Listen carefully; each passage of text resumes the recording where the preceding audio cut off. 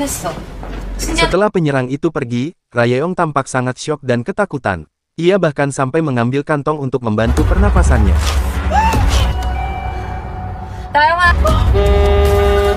Shinji bersama Hyun Jin yang khawatir segera menghampiri Rayeong dan hendak membawanya ke rumah sakit. Namun, Rayeong menolak dan memilih untuk menginap di rumah Shinji. Pria penyerang itu tidak terekam di kamera CCTV manapun. Mereka yakin bahwa ini bukanlah ulah penguntit seperti biasanya, melainkan ada hubungannya dengan kasus yang sedang mereka tangani. 누가 왜 이렇게까지? 누구 나갔다 온 거야? 미안. Seon Kyu yang khawatir meminta Hyun Jin untuk berhenti menangani kasus kekerasan pada wanita. Sebagai polisi, ia sering menjumpai korban yang sebagian besar adalah wanita. Entah mengapa, Hyun Jin justru kesal. Ia juga memberitahukan bahwa masih ada yang harus diselesaikan dalam kasus Yu Jung. Ia berpendapat jika Jun Hyuk tidak mungkin melakukan hal itu pada Yu Jung. Seon Kyu yang mendengar Hyun Jin membela Jun Hyuk terlihat kesal, lalu bergegas pergi dari rumah. 오빠. 내가 잠이 안 와서 그래. 편하게 안 그래도 돼. 나 괜찮아. 터진 데서 요 하나 깔아놓고 셋이 오늘 날 찌른 게 Sunwo terlihat mendatangi Minsu dan memberikan kartu nama Hyun Jin. Ia meminta Minsu untuk memberitahukan mereka tentang sejumlah uang. Ia juga meyakinkan bahwa Minsu bisa mati karena konek. Minsu tidak peduli, ia malah membuang kartu nama Hyun Jin lalu pergi. Seon Kyu mendatangi Hyun Jin dan meminta maaf atas pertengkaran mereka. 미안해. Selain itu, ia juga mengambil sampel DNA Rayeong dan Hyun Jin untuk dibandingkan dengan DNA yang mereka temukan di rumah Jun Hyuk. 감정물 맡기러 오신 거예요? 예, 피해자 집에서 준혁이 집에 내 머리카락 정이한테 묻어서 그 집 침대에 껴있... Polisi mengambil semua DNA orang-orang terdekat Jun Hyuk hanya sebagai perbandingan.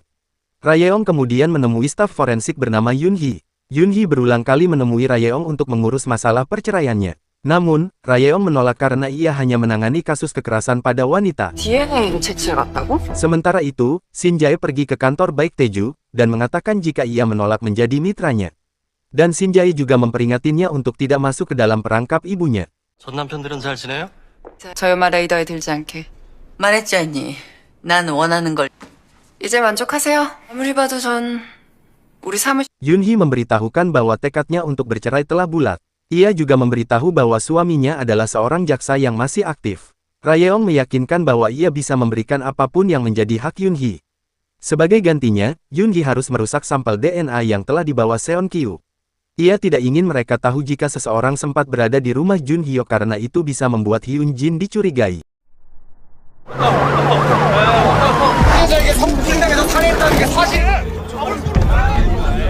Hari itu, Yu Jung menjalani rekonstruksi TKP. Rayeong meminta untuk mundur karena ia tahu bahwa Yu Jung telah berbohong.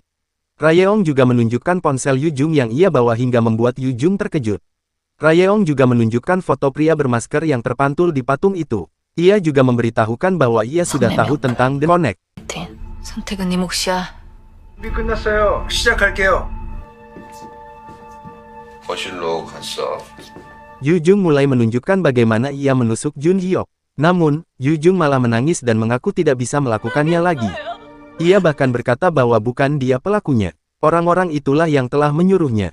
Polisi tampak geram karena merasa dipermainkan. Rekan Seon Kyu malah memarahi Yu Jung dan memaksa Yu Jung untuk melanjutkan rekonstruksi. Rayeong yang melihatnya menganggap polisi terlalu menekan dan memaksa Yu Jung. Rayeong kemudian bertanya tentang kebenarannya lagi. Yu Jung akhirnya memberikan pernyataan bahwa bukan dia yang membunuh Jun Hyuk. Pernyataan itu membuat rekonstruksi harus dihentikan. Yu Jung memberitahukan bahwa orang-orang itu sangat berbahaya. Namun, Rayeong meyakinkan bahwa ia akan melindungi Yu Jung. Rayeong bahkan menawarkan untuk makan malam bersama. 살해 후 자수해온 피의자 조모양. 현재까지 이상 없습니다. 병원에 도준이 보내놨어? 형이가 마음을 바꾼 이상 커넥트에 대해 Kemudian, Sunwo mendatangi LNJ dan berniat memberitahukan nomor Minsu. Namun, ia meminta bayaran untuk nomor telepon itu. Shinji dengan cepat memberikan uang yang diminta Sunwo. Namun, Shinji memberitahukan bahwa uang itu adalah harga agar Sunwo tutup mulut. Ketika Hyun Jin mencoba menghubungi Minsu, Minsu tidak pernah menjawab panggilannya. 윤정아 잘하니? Malam itu, Rayeong dikejutkan dengan kematian Yu Jung. Yu Jung meninggal di ranjangnya dengan sebuah suntikan dan obat di sana.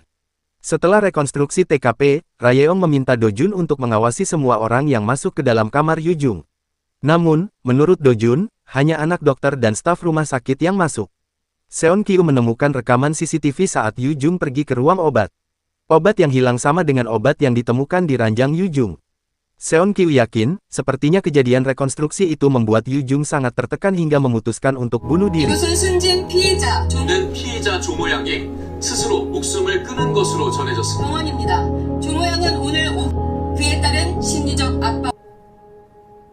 Hasil tes forensik DNA yang berada di rumah Jun Hyuk sudah keluar. Tidak ada DNA Rayeong maupun Hyun Jin yang ada di sana, DNA Yu Jung juga tidak ditemukan. Pihak kejaksaan meminta Seon Kyu untuk menutup kasus itu karena pelakunya telah mati. Namun, Seon Kyu terlihat masih bimbang. Seorang jaksa bernama Park Jeol terlihat senang saat kasus Yu Jung akhirnya telah ditutup.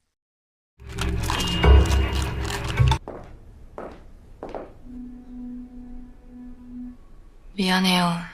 Kakak Yu Jung memberikan surat wasiat yang ditulis Yu Jung. Surat itu berisi permintaan agar Rayeong melindungi kakaknya. Sebelum Yu Jung meninggal, seseorang di rumah sakit mendatanginya dan meminta Yu Jung memikirkan kakaknya. Keselamatan kakaknya tergantung pada sikap Yu Jung. Hal itu mengingatkan Yu Jung pada ucapan jaksa Park Jeol. Jaksa Park Jeol menelepon Seon Kyu menanyakan identitas orang yang melaporkan kematian Jun Hyuk. Senyum jahat juga terlihat di wajahnya seolah telah merencanakan sesuatu. Seon Kyu dan rekannya kembali mendengar suara pelapor itu.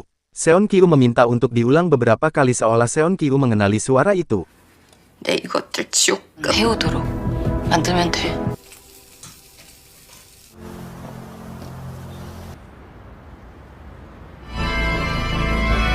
속 안 받아, 한민서?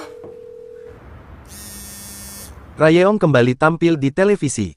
Ia mulai membicarakan tujuan didirikannya LNJ. Rayeong meyakinkan bahwa mereka ada untuk melindungi korban kekerasan pada wanita. Ia ingin korban tahu bahwa mereka tidak sendirian. Rayeong menegaskan bahwa Yu Jung masih menyimpan sesuatu sampai akhir. Yu Jung bahkan tak sanggup mengungkapkannya. Rayeong juga meyakinkan bahwa di luar sana pasti masih ada orang seperti Yu Jung yang menyimpan semuanya sendiri. Rayeong kemudian berkata bahwa mereka bersedia mendengarkan cerita apapun dari mereka yang membutuhkan. Dan menyebutkan The Connect, dikenali sebagai organisasi yang berbahaya. Shinji yang melihat itu meminta Do Jun untuk melindungi Rayeong. Jaksa Park Jeol juga melihat tayangan itu dengan tatapan tajam. 여보세요? 한민서요. 일단 만나서 얘기할 수 있을까요? Sementara Min Soo akhirnya memutuskan untuk menghubungi Hyun Jin. Ia meminta bertemu dengan Hyun Jin besok pagi. Ketika di stasiun kereta, tiba-tiba seseorang menyuntik kaki Hyun Jin hingga membuat Hyun Jin pingsan. Di sisi lain, mobil Shinji juga dicoret dengan tulisan angka 2005. Dan scene ini mengakhiri episode 3 kali ini. 이건 경고야.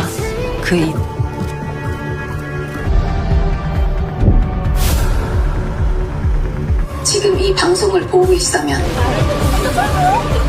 저희가 It's time for us to end this, coming in strong. To end this way. Written every word and bright down.